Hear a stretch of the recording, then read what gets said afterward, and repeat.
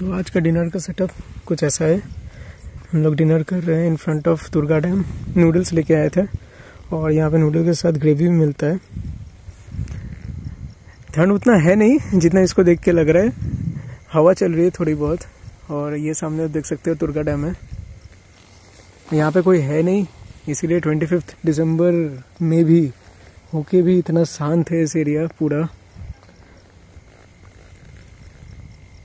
ऐसे रात को टूरिस्ट आते नहीं है, इसीलिए शांत है अभी जगह और वी लव द साइलेंस।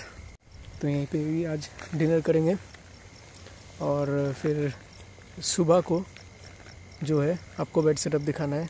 हम लोग फ्रंट सीट पे बेड सेटअप बनाए हैं।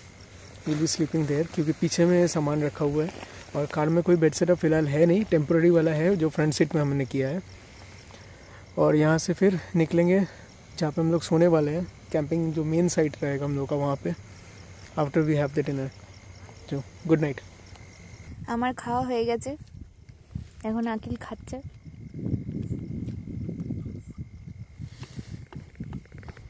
তোর এগুলো করতে ভালো লাগে না?